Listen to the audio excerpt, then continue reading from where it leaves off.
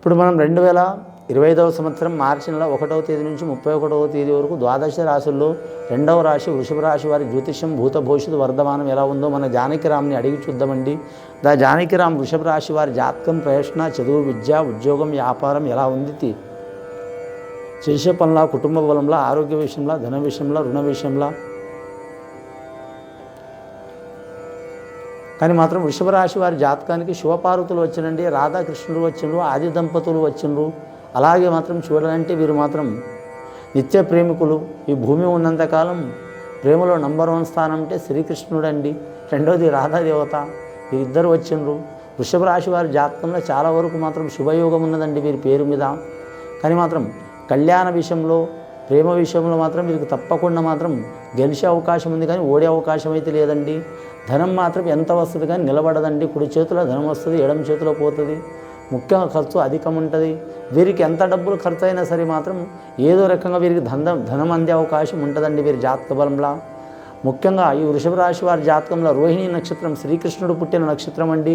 రోహిణి నక్షత్రానికి మాత్రం అద్భుతమైన ఫలితాలు ఉన్నాయి. ఈ రోహిణి నక్షత్రం వారు ఖచ్చితంగా మాత్రం శ్రీకృష్ణుని ఆరాధన చేయాలి. కలియుగ మంత్రము హరే రామ హరే రామ హరే కృష్ణ కృష్ణ కృష్ణ హరే హరే రామ రామ హరే హరే అనే వాక్యం వీరి నోటి అంట ఉండాలండి. చాలా మంచిది వీరి పేరు మీద. కానీ మాత్రం ఈ వృషభ రాశి వారి జాతకంలో చూడాలంటే మాత్రం అంశబలం భారీగా ఉన్నదండి. కానీ యువతి యువకులకు మాత్రం కలిసి వచ్చే అవకాశం ఉంది. విద్యార్థులకు తిరుగు ఉండదు. గవర్నమెంట్ ఉద్యోగస్తులకైతే మాత్రం ఎంతటి విపత్తి పరిస్థితి వచ్చినా వారు అనుకున్నది సాధించే అవకాశం ఉంటుంది. ముఖ్యంగా విద్యారంగంలో ఉద్యోగం చేసేవారు, అంటే బోధన పరంగా టీచర్లు కావచ్చు, అలాగే లెక్చరర్లు కావచ్చు, ప్రొఫెసర్లు కావచ్చు, మంచి యోగ బలం ఉంటుందండి. ముఖ్యంగా మాత్రం ఐఏఎస్ ఐపీఎస్ రంగం వారికి కొద్దిపాటి ఇబ్బందులు ఉంటాయండి. మున్సిపాలిటీ రంగం వారికి మాత్రం ఇబ్బందులు తప్పవు. ఇంకా నీటిపారుదల శాఖం వారికి ఎండాకాలం కాబట్టి తప్పకుండా ఇబ్బందులు తప్పవు వారి జాతక బలానికి. అలాగే విద్యుత్ రంగం వారికి ఎంత చేసినా ఏదో ఒక నిందలు వస్తూనే ఉంటాయండి. ఇక రాజ్యపరంగా చూడాలంటే మాత్రం రాజకీయ నాయకుల మీద మాత్రం ఇబ్బందులు తప్పవండి. అరిష్టకాలం ఉంది. ఎవరికి వారు రాజకీయ నాయకులు కావచ్చు, సామాన్య మానవులు కావచ్చు, సెలబ్రిటీలు కావచ్చు, ఖచ్చితంగా మాత్రం ఎవరికి వారు పేరు మీద శాంతి చేయించుకోవడం మంచిదండి. ఎందుకంటే ఈ సంవత్సరం మాత్రం పంచగ్రహ కూటములు వచ్చే అవకాశాలు ఉన్నాయి ఈ సంవత్సర బలం. రెండవది మాత్రం కొన్ని గ్రహాలు కొందరికి మంచి చేసే అవకాశం ఉన్నాయి, కొన్ని చెడు చేసే అవకాశాలు ఉన్నాయి. దేశారిష్ట యోగం, కాలారిష్ట యోగం ఎక్కువ ఉన్నది కాబట్టి ఖచ్చితంగా ఎవరికి వారు, అంటే నేను చెప్తున్నా మీరు వినాలని కాదండి, నేనైనా సరే మీరైనా సరే ఎవరైనా సరే ఎవరికి వారు సొంతంగా మాత్రం పూజ, యజ్ఞాలు, యాగాలు, హోమాలు చేపించుకోవడం మంచిది.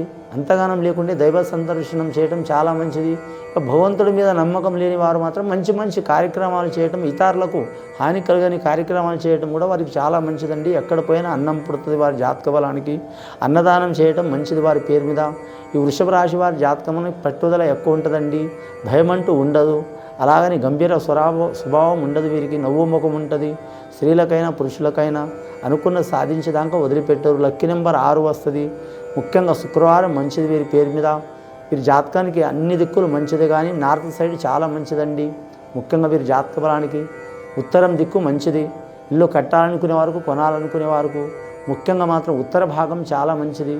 భూమిలో చూడాలంటే వీరికి గోధుమవర్ణం భూమి మంచిదండి. ఎరుపు కాకుండా, నలుపు కాకుండా మామూలు రంగా గోధుమవర్ణం భూమి ఉంటుంది. భూమిలో కూడా 8-9 రకాలు ఉంటాయండి.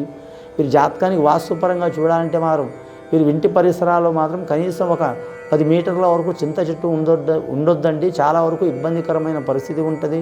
చింత చెట్టు ఉంటే విసర్జించాలండి, తీసిపడేయాలి, చాలా మంచిది. లేకుంటే చాలా చింత చెట్టుకున్నంత చింతలు వీరికి వస్తాయి వీరి జాతక బలానికి.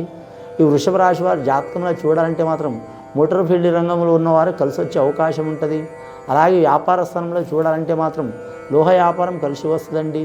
అలాగే మాత్రం వీరి జ్యోతిష్యంలో చూడాలంటే మాత్రం పూల వ్యాపారం కలిసి వస్తుంది. అలాగే వీరి పేరు మీద చూడాలంటే రెస్టారెంట్ వ్యాపారంలో ఇబ్బందులు వచ్చే అవకాశాలు ఉంటాయి. అలాగే స్త్రీలకు ఫ్యాషన్ రంగం వ్యాపారం, అలాగే మన బ్యూటీ పార్లర్ రంగం వ్యాపారం, వస్త్ర వ్యాపారం స్త్రీలకు కలిసి వచ్చే అవకాశం ఉంటుందండి. ఇక వీరి జ్యోతిష్యం బలంలో చూడాలంటే మాత్రం మీడియా రంగం కావచ్చు, టీవీ రంగం కావచ్చు, అలాగే మాత్రం సినీ రంగం కావచ్చు, కళాకారులకు కలిసి వచ్చే అవకాశం ఉంటుందండి. డైరెక్టర్ కావచ్చు, నిర్మాతలు కావచ్చు, నటులు కావచ్చు, అలాగే మాత్రం సంగీత కళాకారులు కావచ్చు, గాయకులు కావచ్చు, గీత రచయిత రాసేవారు కావచ్చు. అలాగే మాత్రం మీరు జ్యోతిష బలంలో చూడాలంటే ఇక ఈ రంగంలో మాత్రం 99% మంది కళాకారులు ఉంటారు. వారికి మంచి యోగ బలం కలిసి వచ్చే అవకాశం ఉందండి. ఆ రాధాకృష్ణుని పూజ చేయటం, అలాగే శివపార్వతుల్ని పూజ చేయటం చాలా వరకు మంచిది. వీరి పేరు మీద రుణం ఇచ్చే కాడ తీసుకునే కాడ జాగ్రత్తగా ఉండాలండి. బ్యాంక్ లావాదేవీలు ఏమైనా చిక్కు చికాకులు ఉంటే తొలగించుకోవడం చాలా వరకు మంచిదండి. ఇక వివాహం కాని వారికి మాత్రం కళ్యాణ విషయంలో మాత్రం మంచి ఫలితాలు కనబడతాయండి. ఇష్ట ప్రకారం వివాహాలు చేసుకోవాలనుకునే వారికి తిరుగు ఉండదు. పెద్దల్ని ఒప్పించి చేసుకోవడం మంచిది. వీరి జాతకంలో స్నేహితులు సన్నిహితులు సహకారం చేసే అవకాశం ఉంది. దయ్యం భూతం మంత్రం తంత్రం చెడుపు చేతబడి పారదండి. వీరికి నరదృష్టి ఎక్కువ ఉంటుందండి. ఈ నరదృష్టి పోవడానికి వీరు మాత్రం నలుగురితో మాత్రం చాలా జాగ్రత్తగా ఉండాలి. అలాగని భయపడొద్దు, అలాగని ఎవరిని తీసిపడేయొద్దు. ఎంతటి వారు ఇబ్బంది పెట్టినా కూడా నవ్వుతూ సమాధానం చెప్పుకుంటూ తను చేసే పని తను చేస్తే మాత్రం ఈ వృషభ రాశి వారికి తిరుగు ఉండదండి. ముఖ్యంగా మాత్రం వస్త్రాలు, అన్ని వస్త్రాలు కలిసి వస్తాయండి. కానీ ముఖ్యంగా వీరి జాతక బలానికి చూడాలంటే మాత్రం ముగ్గురితో కలిసి ఏ పని చేయవద్దండి. కానీ అన్నదమ్ముల అక్క చెల్లెల సహకారం మాత్రం ఉండదండి వీరి జాతక బలానికి. అలాగే మాత్రం ద్వితీయ వివాహం అంటే వివాహం అయి విడిపోయిన వారు రెండవ వివాహం చేసుకోవాలనుకునేవారు స్త్రీలు కావచ్చు పురుషులు కావచ్చు, వాళ్ళకు కూడా మంచి గడియ రాబోతుంది వారి పేరు మీద. కాలసర్ప దోషం ఉన్నవారు, కాలసర్ప దోషం అంటే కళ్యాణం జరగకపోవటం కానీ, జరిగి నష్టం కావటం కానీ, లేదా ఆరోగ్యం నష్టం ఉండటం కానీ, భార్యాభర్తలతో విరోధం రావటం కానీ, సంతానం కలగకపోవటం కానీ, సంతానం కలిగి ఆ పిండం పెరగకపోవటం కానీ, పిల్లలు కలిగి ఆ పిల్లలు పెరగకపోవటం కానీ, మానసిక పరంగా శారీరక పరంగా ఇలాంటి దురదృష్ట సంఘటనలు ఉంటే మాత్రం అవి తొలగిపోవాలంటే ఖచ్చితంగా మాత్రం వాళ్ళ వంశానుసారం మాత్రం నాగేంద్రుడికి పూజ చేయటం చాలా వరకు మంచిదండి.